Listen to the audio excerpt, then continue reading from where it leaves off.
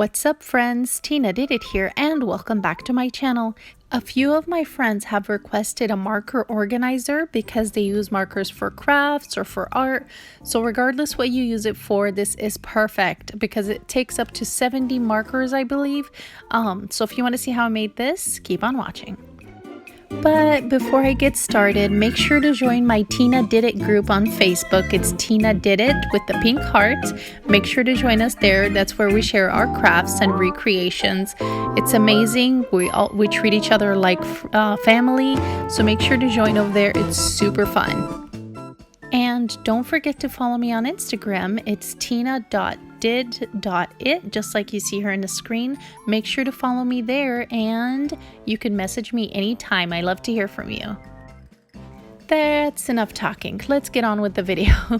So you're going to need only 3 of these frames. I know I have 4 in the screen, but I decided in the end that I would put one aside and I didn't use it. So you only need 3 of these. It takes up 4x6s. It's the long frames and those are from Dollar Tree. So what I'm going to do is I'm going to open up the back and I'm going to take everything out. The glass, the cardboard, everything. You don't need that. Just set it aside.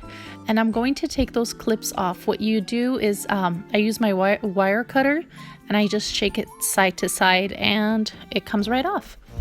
And then so I'm doing that for all 3 frames and I went ahead and spray painted my frames. You can leave them black if you'd like, but I did use the Rust-Oleum silver color.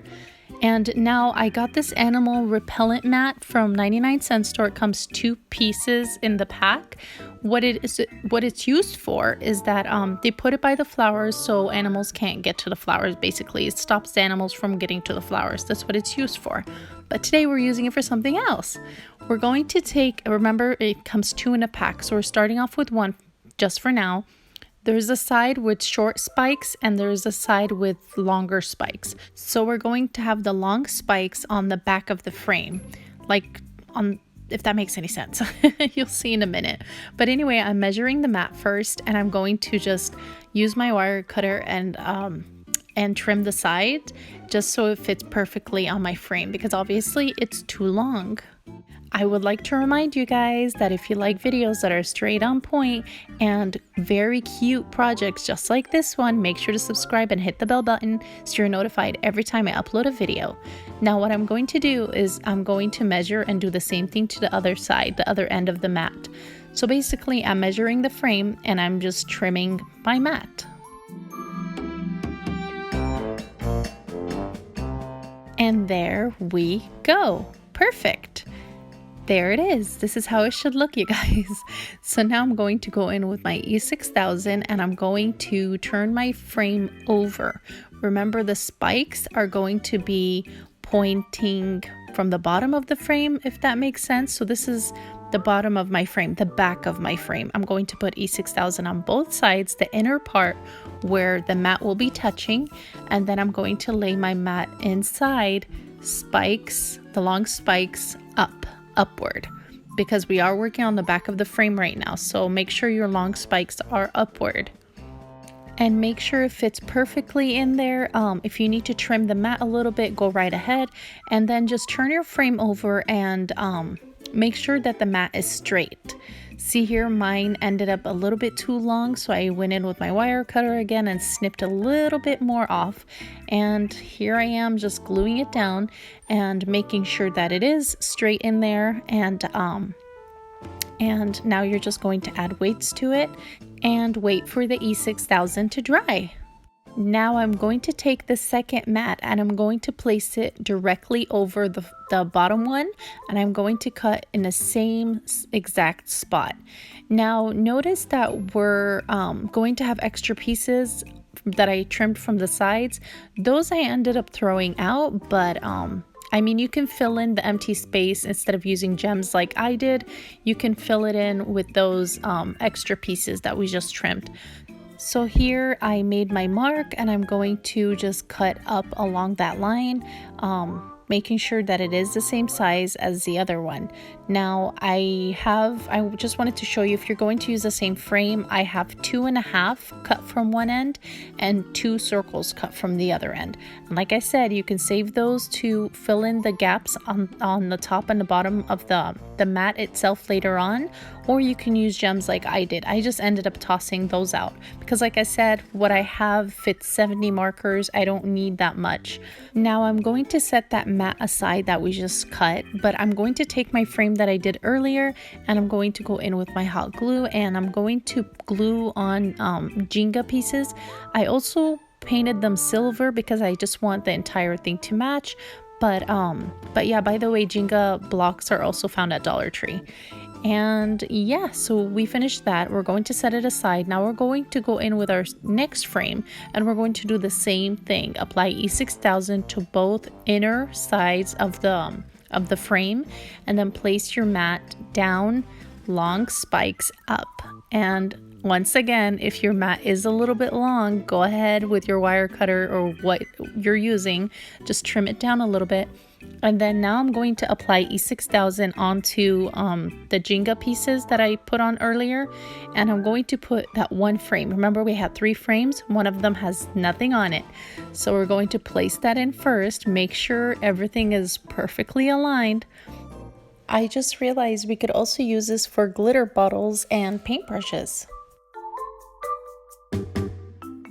And now I'm just going to set that aside for a minute and I'm going to go in with my gems. Remember I said that if you'd like to use the pieces to fill in the gaps, it's totally up to you. So this part is optional, but I'm going to use 1 bag of gems also from Dollar Tree and fill in those gaps just for a little bit of decor, I guess. So what I'm going to do is I'm going to take my hot glue gun and I'm going to basically glue it to the bottom and the top of the front frame, the one that's going to be facing out. I'm not going to do it for the entire thing. I'm just going to use it on one of the frames, that last one.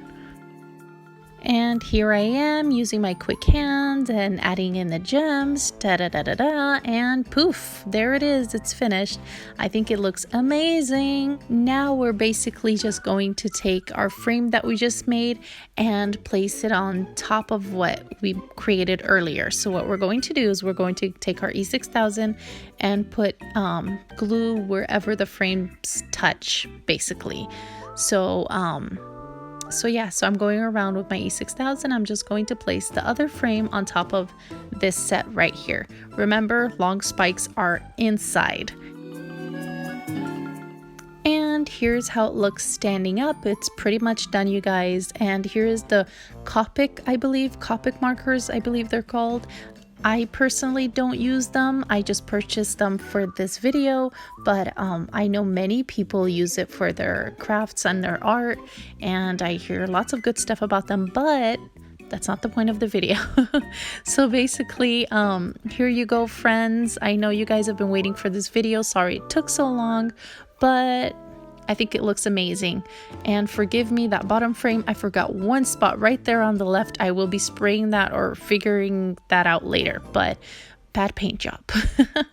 But yeah, so let me know what you guys think down below. So you can have it on your desk like that, just standing up, and you can put your markers inside of it. And I did just add a few gems on the corners just for decoration, or you can have this laying down on your desk if you prefer it that way, and just place your markers in that way, so that way you can just grab whatever you need. But I think this is a great idea. You could also put your alcohol ink bottles in there. Do you guys remember I used this same mat in my previous DIY?